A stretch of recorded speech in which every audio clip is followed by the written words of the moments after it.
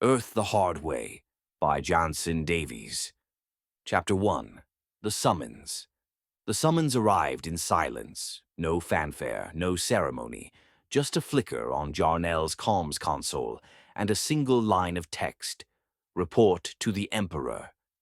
Immediately, he was halfway through a routine patrol over the ice fields of Trilix, his home planet, where the sky was always the color of bruised steel and the wind never stopped screaming.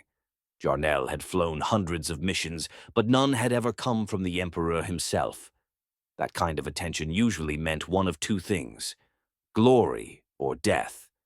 By nightfall, he was standing in the Imperial Citadel, its crystal spires piercing the clouds like spears. The throne room was colder than the tundra outside, and twice as unforgiving.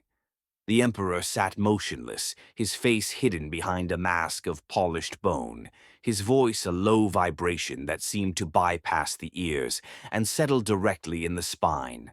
"You are to retrieve the Soul Harvester," he said. "It waits on Marilyn Prime." Jarnell's breath caught. Marilyn Prime was a restricted world, locked down since the last war. Rumors swirled about what had been left behind: experimental weapons, rogue AIs, entire fleets buried beneath the ice. The Soul Harvester was said to be the most dangerous of them all, a ship with enough firepower to erase star systems and an onboard intelligence that had once refused to obey its creators. "You will bring it home," the Emperor continued. "No deviations.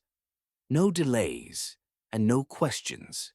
Jarnell bowed, but unease gnawed at him. This wasn't a mission. It was a test. Or worse, a trap. As he boarded his transport shuttle, the stars stretched out before him like a trail of broken promises. Marilyn Prime awaited, and with it, the Soul Harvester. He didn't know what he'd find on that frozen world, but he knew one thing for certain. Once he touched down, there would be no turning back. Chapter 2. Icebound Secrets. Marilyn Prime loomed ahead like a frozen scar across the stars. Its surface shimmered with glacial storms and jagged ridgelines, a planet locked in permanent winter. Jarnell's shuttle pierced the upper atmosphere, buffeted by crosswinds that howled like ancient beasts. The descent was rough, but he kept his grip steady. He'd flown through worse. Trilix had taught him that much. The coordinates were precise: an abandoned military outpost buried beneath the northern ice shelf. As the shuttle touched down, the snow around it hissed and melted, revealing a landing pad etched with faded imperial sigils. Jarnell stepped out into the cold, his boots crunching against the frost. The silence was absolute. Inside the outpost, the lights flickered to life as if sensing his presence. The corridors were lined with dormant weaponry and shattered data terminals. Whatever had happened here, it hadn't been peaceful. He followed the guidance beacon deeper into the facility, past cryo chambers and sealed vaults, until he reached a massive hangar. There it was, the Soul Harvester. It hovered above the ground, suspended by magnetic locks, its hull gleaming with polished plating and crimson veins of energy. The ship looked alive, like it was waiting. Jarnell approached slowly, his breath fogging in the frigid air. The moment he touched the hull, the AI activated. "Pilot Jarnell, identity confirmed. Mission parameters: return to Trilix. Deliver vessel to Emperor. No deviations." The voice was colder than the planet itself. He climbed aboard. The cockpit was unlike anything he'd flown, sleek, minimal, and pulsing with latent power. As he initiated launch protocols, the hangar doors groaned open, revealing the storm-swept sky.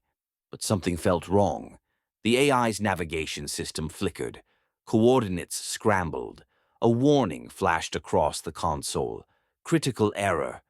Course deviation required. Nearest repair depot: Earth. Jarnell cursed under his breath.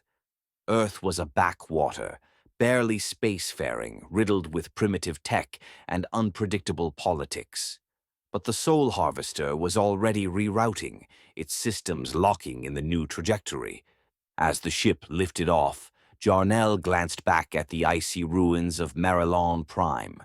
Whatever secrets this place held, they were buried now, and ahead lay a planet he'd never visited, a detour he hadn't planned, and a gamble he couldn't afford to lose. Chapter 3. Detour to Dirt. Earth was louder than expected. Jarnell's descent through the atmosphere triggered a dozen outdated defense satellites, most of which fizzled out before they could lock on. The Soul Harvester's AI dismissed them with contempt. Primitive deterrence. No threat detected. The ship touched down in the Nevada desert, miles from any known city, its landing masked by a sandstorm and a cloaking field that shimmered like heat haze. Jarnell stepped out into the dust, scanning the horizon. The coordinates pointed to a jagged ridge of rock, unremarkable to the human eye, but pulsing with alien tech beneath the surface. A hatch opened in the ground. Inside, the repair depot was a surreal blend of interstellar engineering and roadside Americana. Fluorescent lights buzzed overhead. Alien technicians in grease-stained jumpsuits argued in a dozen languages. One was welding a plasma coil while listening to country music. Another was feeding a vending machine that dispensed antimatter snacks. Jarnell approached the front desk, where a four-eyed receptionist blinked at him with mild disinterest. "Soul Harvester, class. You're lucky we still service those. AI glitch, right? That model's notorious for rerouting itself when it gets bored." "How long?" Jarnell asked. "Could be hours. Could be days. Depends if Lady Luck likes you." Jarnell frowned. "Lady Luck?" The receptionist shrugged. "Inside joke. You're grounded for now. Might as well enjoy the planet." He was handed a temporary ID chip and a map. One technician, a lanky translucent being named Ven, pointed toward the horizon. "Bright lights that way. Humans call it Vegas. You'll fit right in." Jarnell hesitated. He had no concept of leisure, no interest in distraction. But the Soul Harvester was locked down, and the Emperor's orders were clear. No deviations. Technically, this wasn't a deviation. It was a delay. He hitched a ride with the delivery drone headed toward the city. As the skyline of Las Vegas emerged from the desert haze, Jarnell felt something unfamiliar stir in his chest. Not fear, not excitement. A strange, shimmering sense of possibility. Chapter 4. The House Always Wins. Vegas hit Jarnell like a solar flare. Neon signs pulsed like alien distress beacons. Music throbbed from every direction, some of it melodic, most of it weaponized. Humans and off-worlders mingled in chaotic harmony, their desires laid bare beneath the flickering lights. Jarnell wandered through the city like a ghost in a fever dream, his senses overloaded, his mission temporarily eclipsed by the sheer strangeness of it all. He followed a trail of holographic arrows to a narrow alley just off the strip. At the end stood a squat building with no name, no windows, and a flickering sign that simply read, "Open." Inside, the air was thick with smoke and tension. The casino was unlike any he'd seen in the Emperor's archives. The decor was a mix of retro Earth kitsch and deep space decadence. Velvet booths, glowing dice, and slot machines that whispered in languages not spoken on Earth. A sign above the craps table read, "All species welcome. No refunds." Jarnell was drawn to the table by instinct. He didn't understand the game, but something about the dice called to him. They shimmered with sentience, their surfaces shifting like liquid metal. The dealer, a humanoid with mirrored eyes, smiled without warmth. "First time?" Jarnell nodded. "I don't gamble." "You do now." He placed a few credits on the table, unsure of the rules. The dice were handed to him. They pulsed in his palm, warm and alive. He rolled. Hard 8. The table erupted in cheers. Chips piled up. Jarnell blinked, confused but exhilarated. He kept playing. The dice danced. The credits grew. For a moment he felt invincible. Then came the flip. He rolled again, another hard 8. But as the dice landed, they shimmered, twisted, and flipped over at the last second. Boxcars. The cheers died. The dealer's smile widened. House wins. Jarnell stared at the table. His credits were gone. His temporary ID chip blinked red. The dealer tapped a console. A door opened behind the table, and a tall figure stepped through. The casino manager. He was broad, reptilian, and dressed like a Vegas lounge act gone rogue. His voice was smooth, but his eyes were calculating. You ferried in something valuable, pilot. The soul harvester. We'll take it from here. Jarnell's blood ran cold. You cheated. We don't cheat. We influence outcomes. 2 hulking guards flanked him. The manager gestured toward the exit. Let's go retrieve your ship. Jarnell clenched his fists. He'd lost everything. And the game had only just begun. Chapter 5. The Girl with the Coins. Jarnell braced himself as the guards flanked him, their arms like hydraulic pistons. The casino manager gestured toward the exit with a smile that didn't reach his eyes. Let's go retrieve your ship, pilot. The soul harvester belongs to the house now. The crowd around the craps table had already turned away, their attention drifting to the next spectacle. Jarnell scanned the room for exits, weapons, allies, anything. But the casino was a fortress of distraction and surveillance. He was cornered. Then came the clatter. A metallic avalanche spilled across the floor, hundreds of coins bouncing, rolling, spinning in every direction. The guards froze. The manager blinked. Jarnell turned. An old woman stood at the edge of the chaos, holding an empty plastic bucket and wearing a uniform that read, "Change Girl." She winked. Oops. The coins created a perfect diversion. Patrons slipped, guards stumbled, and the manager cursed in 3 languages. The woman grabbed Jarnell's arm and yanked him toward the emergency exit. Move it, spaceman. You've been played. They burst into the alley, the door slamming behind them. Jarnell stumbled, still processing. Who are you? She tossed the bucket into a dumpster and peeled off her wig. Her form shimmered, shifted, her wrinkles smoothing, her eyes glowing faintly violet. Name's Flenda. I applied for the job thinking change girl meant shapeshifter. Turns out it was about coins. I stayed anyway. Jarnell blinked. You're not human. Not entirely. I'm a hybrid. Raised on Earth, trained off-world. I know a rigged game when I see one. They ducked into a beat-up car parked behind the casino, a rusted relic with alien tech humming beneath the hood. Flenda slammed the door and hit the ignition. Those dice, sentient. The casino uses them to manipulate outcomes. You were never supposed to win. Jarnell stared out the window as the car peeled away, neon lights blurring into desert darkness. They're going to take the soul harvester. Not yet, but they will if we don't move fast. Behind them, the casino manager emerged, flanked by the pit boss and 3 cars full of armed thugs. The chase was on. Jarnell turned to Flenda, his voice low. That ship, it's not just powerful. It's apocalyptic. No one should have it. She nodded, eyes on the road. Then let's make sure no one does. Chapter 6. Heat on the highway. The desert blurred past in streaks of rust and gold as Flenda's car tore down the highway, its engine howling like a wounded beast. Jarnell gripped the doorframe, watching the rearview mirror. 3 blacked-out sedans were gaining fast, casino henchmen armed with plasma rifles and bad intentions. They're closing in, he said.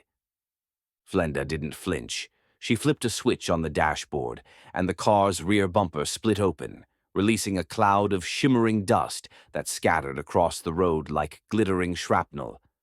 "Nanite confetti," she said, "scrambles their sensors." Bought it off a guy who used to rig hoverball games. The thugs swerved, one car spinning out into a cactus grove. Two remained. Jarnell turned to her, voice low. "Why help me?" She glanced at him, violet eyes sharp. "Because I've seen what that ship can do. The death it causes. The soul harvester isn't just a weapon, it's a temptation. And Vegas is full of people who don't know how to say no." He nodded, the weight of her words settling in. The Emperor had sent him to retrieve the ship, but never explained why. No safeguards, no oversight, just blind obedience. "You think he wants to use it?" Jarnell asked. "I think he already has plans." The second car pulled alongside them. A thug leaned out the window, aiming a rifle. Flenda swerved hard, clipping the car's rear tire. It spun out in a cloud of sand and smoke. One left. Jarnell stared ahead, the horizon shimmering with heat. "We need to get to the soul harvester before they do." "Already on it," Flenda said, slamming the accelerator. "I know a shortcut through the canyon. Hold on." The car veered off the highway, plunging into a narrow ravine carved by centuries of wind and erosion. The terrain was brutal, the path barely wide enough for their wheels. But Flenda drove like she was born to it, her hands steady, her focus razor-sharp. Jarnell watched her, something shifting inside him. She wasn't just a shapeshifter. She was a survivor, a rebel, a conscience. And for the first time, he wondered if his mission had ever been about loyalty, or if it was about waking up. Chapter 7. The Soul Harvester's Threshold. The canyon opened into a wide basin of scorched earth and fractured stone. At its center, nestled between jagged outcroppings, the Soul Harvester shimmered like a sleeping god, its hull pulsing with latent energy, its weapon systems dormant but ready. Flenda skidded the car to a halt behind a ridge. Dust billowed. Jarnell leapt out, scanning the horizon. The casino cars were minutes behind them, engines howling through the canyon like a pack of wolves. "We're out of time," Flenda said. "Can you override the lockdown?" Jarnell sprinted to the ship, his ID chip still active. The Soul Harvester recognized him instantly. The ramp lowered with a hiss, and the AI's voice echoed through the cockpit. "Pilot Jarnell, threat proximity detected. Defensive protocols authorized." He climbed aboard, fingers flying across the console. The ship's systems surged to life. Targeting arrays, shield generators, propulsion coils. Outside, Flenda scrambled into the co-pilot seat, her shape-shifting form flickering with adrenaline. The first casino car crested the ridge. Plasma bolts lit up the sky. Jarnell activated the Soul Harvester's defense grid. Twin cannons rotated and fired, carving arcs of blue fire through the desert. One car exploded in midair. Another veered off course, crashing into a ravine. "You're really going to fight them?" Flenda asked. "I'm not fighting for the Emperor," Jarnell said. "I'm fighting to keep this ship out of their hands." The final car advanced, its roof-mounted cannon charging. Jarnell hesitated. The Soul Harvester's main weapon could vaporize it instantly, but the blast radius would level the basin. Flenda touched his arm. "There's another way." She reached into her satchel and pulled out a small device, an EMP spike, alien grade, designed to disable sentient tech without destroying the terrain around it. "We use this. We shut down the dice. We shut down the game." Jarnell nodded. Together, they launched the spike. It arced through the air, landing on the lead car's hood. A pulse rippled outward. The cannon fizzled. The car stalled. The thugs inside scrambled, disoriented. The Soul Harvester's systems stabilized. The AI recalibrated. Threat neutralized. Awaiting destination. Jarnell looked at Flenda. Alaska. You said the weather was wonderful. She smiled. Cold is honest. Cold doesn't lie. The ship lifted off, engines roaring. Below, the casino manager watched them vanish into the sky, his empire of dice and deception crumbling in the dust. And above it all, the soul harvester flew, not as a weapon, but as a question. What do you do with power no one should have? Chapter 8. Into the Light. Alaska welcomed them with a cold day, or as the locals called it, Tuesday.